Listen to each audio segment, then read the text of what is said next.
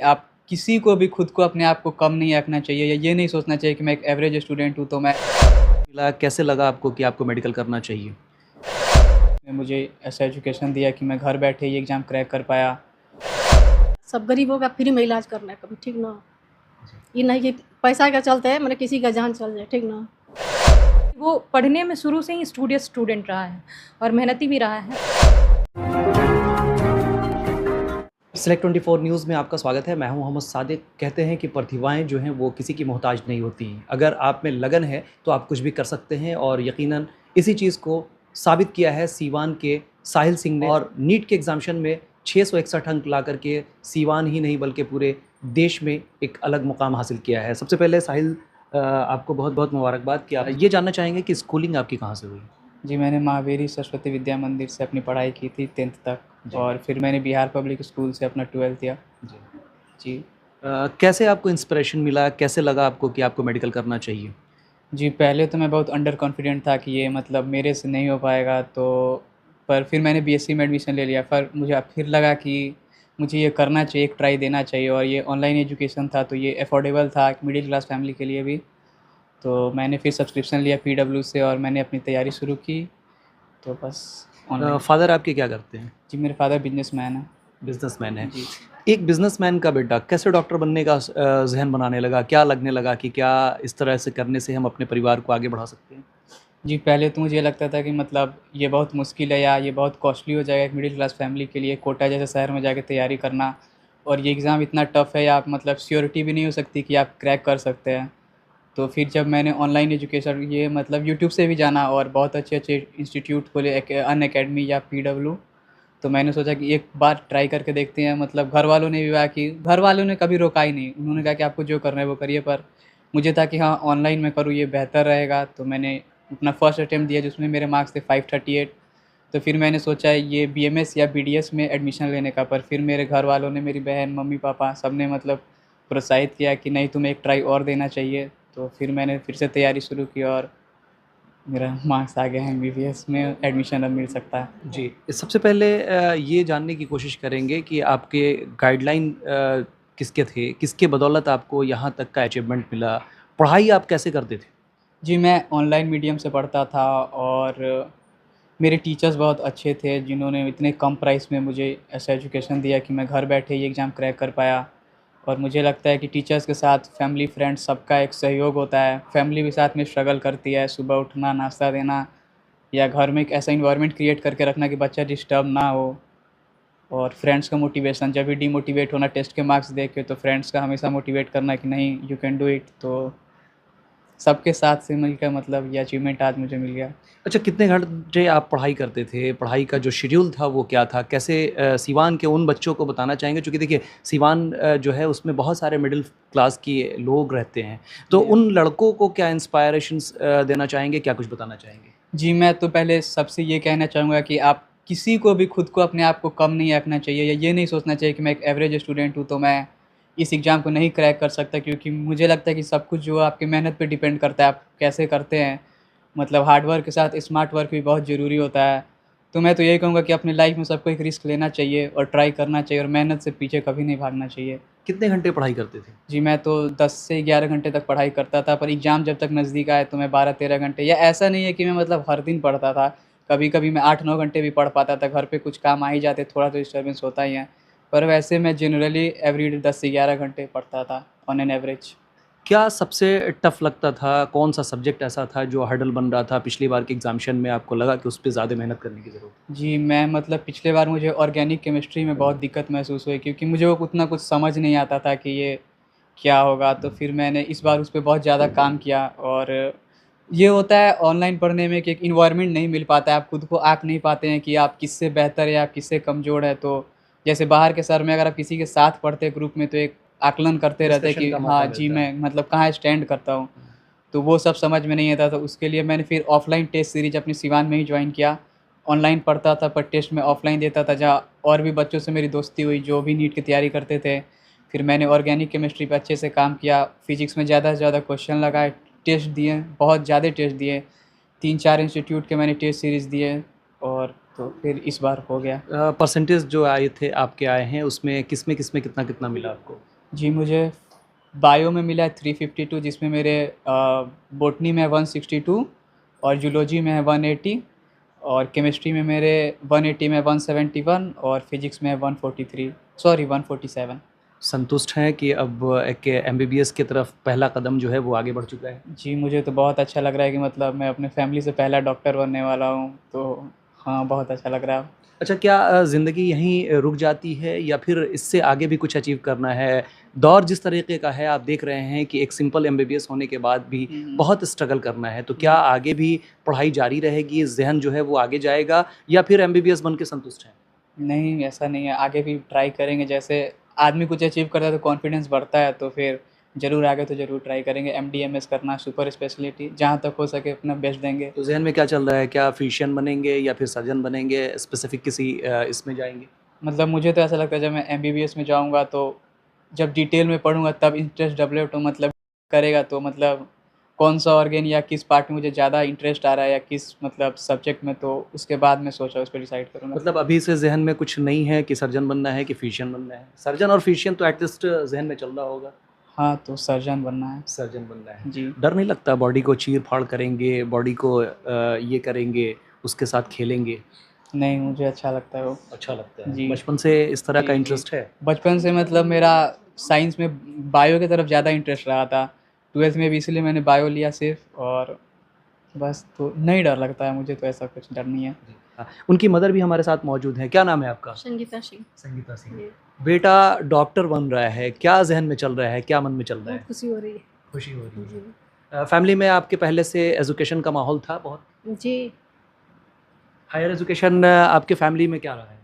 जी, जैसे मेरे मतलब बाबा के वो मतलब समझ रहे हैं ना, फैमिली है, तो वो सब लोग अच्छे पोस्ट पे थे, तो मुझे ऐसा लगता था कि हाँ, मैं भी कुछ अच्छा करूँ, अपने माँ-बाप का नाम रोशन करूँ और अपने मतलब पापा का नाम रोशन करूँ। जी। अब क्या लगता है बेटा, अब जब डॉक्टर बन के आएगा समाज में एक अलग पहचान बन जाएगी, कितनी खुशी हो रही है? बहुत खुशी हो रही है, ठीक खुशी ना? हो रही है। आंखें भर रही हैं आपकी।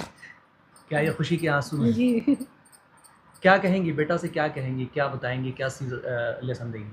बेटा से क्या कहेंगे, यही कहेंगे कि बेटा अभी भी कहते हैं कि बेटा तुम जब भी डॉक्टर बनना, 1 महीना के मने कहीं भी तुम फ्री शिविर लगाना, ठीक ना? जी। सबका इलाज करना एकदम फ्री में। मानव सेवा करने का जी, जी। इंस्पिरेशन देती हाँ, रहती हैं। देते हैं, अभी भी देते हैं। तो मतलब लगता है कि लोगों की सेवा करनी जो है वो ज़्यादा ज़रूरी है। है, ये है ज़रूरी, मान लीजिए समाज सेवा सबसे उत्तम है। मेडिकल फील्ड में कहा जाता है कि बहुत सारे ऐसे लोग हैं जिनको दवा के इलाज के अभाव में वो अपनी ज़िंदगी जो है वो गंवा बैठते हैं। वैसे कंडीशन में साहिल क्या करेंगे? इसी से ना कहते हैं बेटा सब गरीबों का फ्री में इलाज करना है कभी, ठीक ना? ये नहीं कि पैसा के चलते मतलब किसी का जान चल जाए, ठीक ना? लोगों से हमदर्दी रखना है। जी, जी। आप उनकी कज़न सिस्टर हैं, जी, क्या बिल्कुल। कहेंगी? साहिल को किस तरह का इंस्पिरेशन देंगी? क्या कुछ उसको एडवाइस करेंगी? साहिल को जैसे आजकल का जो मेडिकल क्षेत्र है उसमें बहुत सारी धांधलियाँ हो रही हैं और मतलब बहुत सारा ऐसा काम जो हो रहा है जो डॉक्टर को एक तरफ से भगवान के रूप में काउंट किया जाता है कि भगवान के बाद दूसरा स्थान डॉक्टर का है। तो मैं ये साहिल से मेरा रिक्वेस्ट रहेगा कि वो ये जो मतलब इडियम्स और फ्रेजेस आ रहा है उसको ये बरकरार रखें।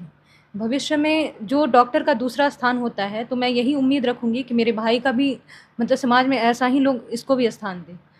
तो यही बस मेरा मतलब ये साहिल रहे। पढ़ने में कैसे थे? शुरू से आपने चूँकि बचपन से देखा होगा, तो साहिल का क्या एम और रहता था? साहिल मोटो क्या रहता था? हाँ, साहिल अगर मैं पर्सनल बिहेवियर देखूँ तो मुझे लगता है कि साहिल मेरे से बहुत छोटा है, लेकिन हम लोग एक अच्छे दोस्त की तरह मतलब साहिल से सारी बातें अपना डिस्कस करते थे। मतलब बहुत ही अच्छी फ्रेंडशिप भी हमारी है। वो भाई होने के साथ-साथ अच्छा दोस्त भी है हमारा। तो ये चीज़ें तो एक इसका पर्सनल बिहेवियर है और सेकंड थिंग है कि वो पढ़ने में शुरू से ही स्टूडियस स्टूडेंट रहा है और मेहनती भी रहा है और कोई ज़रूरी नहीं है कि जो पढ़ने वाला बच्चा है वो मूवी नहीं देखे, कोई पढ़ने वाला बच्चा है जो मस्ती नहीं करे।